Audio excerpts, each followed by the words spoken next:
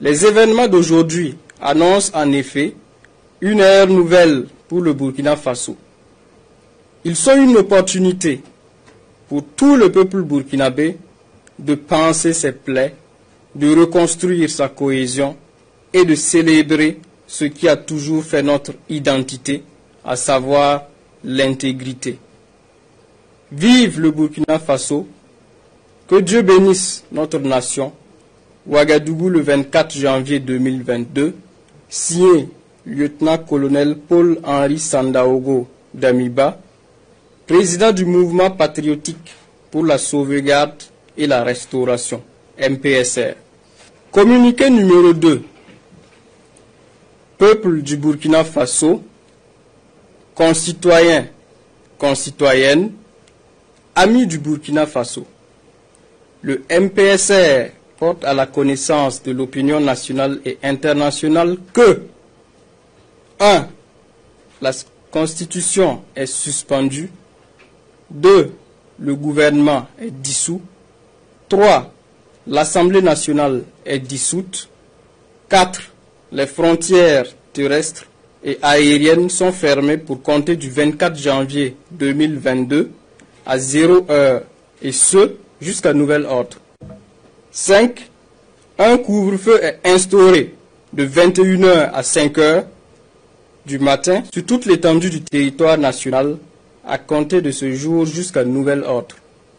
Ouagadougou, le 24 janvier 2022, signé lieutenant-colonel Paul-Henri Sandaogo Damiba, président du mouvement patriotique pour la sauvegarde et la restauration, MPSR.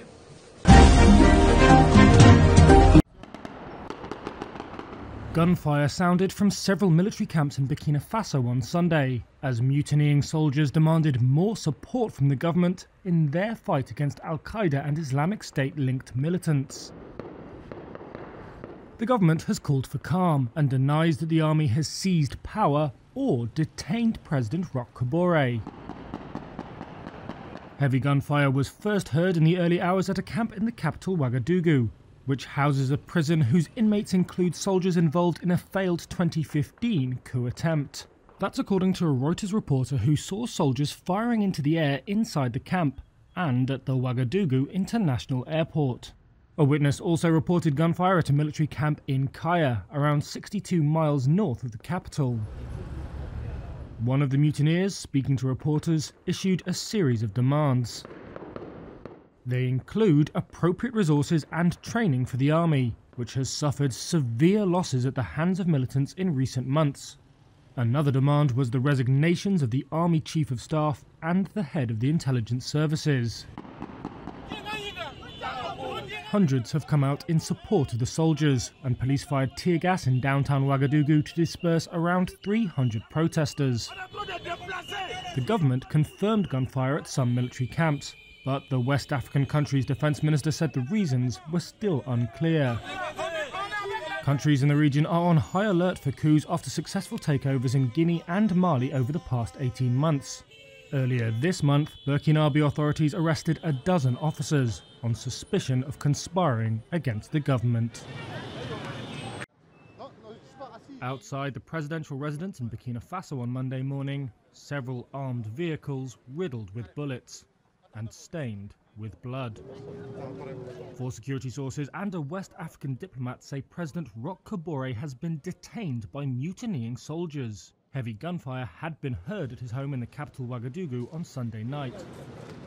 Throughout the day, the sound of bullets had rung out from several military camps, where soldiers were demanding more support for their fight against militants linked to Al-Qaeda and Islamic State. The government had denied the army had seized power. On Monday morning, government sources could not be reached for comment. 3 armoured vehicles and soldiers wearing balaclavas were stationed outside the headquarters of the state broadcaster. Kabore has faced waves of protests in recent months. Frustration had been mounting over the frequent killing of civilians and soldiers by militants. Protesters came out in support of the mutineers on Sunday and ransacked the headquarters of Kabore's political party. The government declared a curfew from 8 p.m. to 5:30 a.m. and closed schools for 2 days. But as the sun came up on Monday, it wasn't clear who is now in charge.